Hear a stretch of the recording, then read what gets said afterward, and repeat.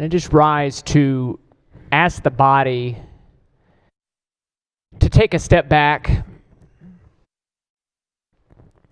It takes 29 votes to pass this. And we're here, and you know, echoing my friend from Harford County, a lot of talk about national politics, a lot of talk about gerrymandering. And it's been frustrating to me to watch the conversation in this state and other places about how the way it's talked about is that all these, you know, the so-called red states are doing all this gerrymandering, almost as if that's the first time anybody's done it, and it's shocking. But Maryland has been gerrymandering for decades, making the state bluer and bluer.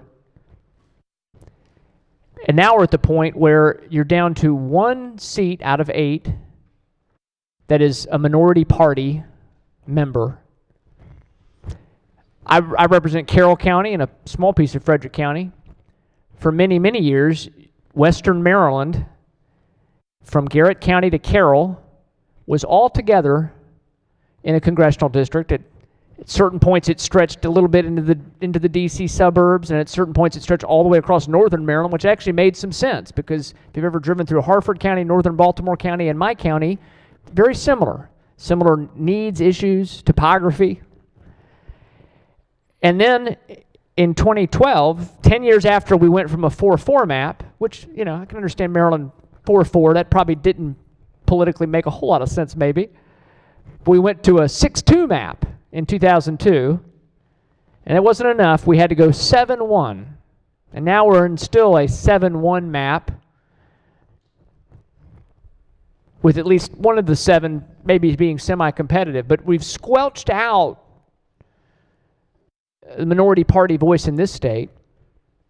Massachusetts hasn't had a Republican congressman since 1996, even though the state regularly gives between 38 and 40% of its vote to the presidential nominee for the Republicans and has elected multiple Republican governors, just like we have here. Illinois is now down to where you have almost no Republican congressman for an entire state. That's a fun gerrymander if you ever want to look at how they roll that around Cook County and down into the southern part of the county.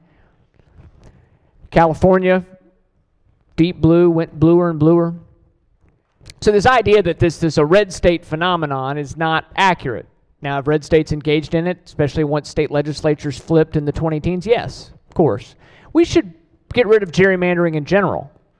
But you don't cut off your nose to spite your face here to pick up 1 seat. It doesn't make sense. It doesn't make sense. Maryland is heavily, heavily dependent. I don't have to tell all of you. We've bemoaned it on this side of the aisle that we're so dependent on federal taxpayer investment in our state that when the federal government sneezes, we catch a cold.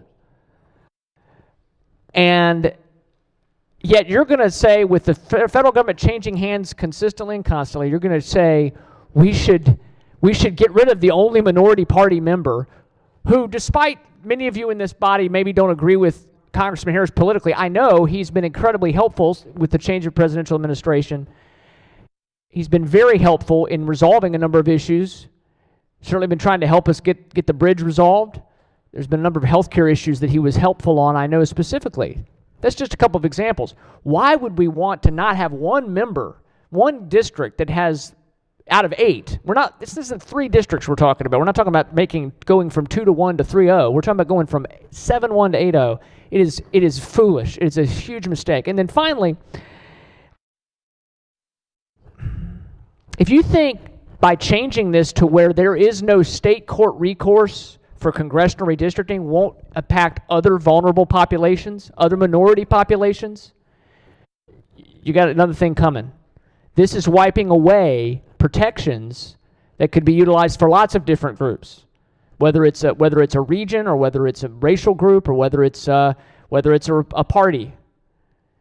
And you're disenfranchising a part of our state that is a massive land mass part of our state and is a crucial part of our state's economy. I would say please vote against this. We can take a step back, can always come back. It's not going to be an 8-0 map this election anyway. So what's the rush? Let's take a step back.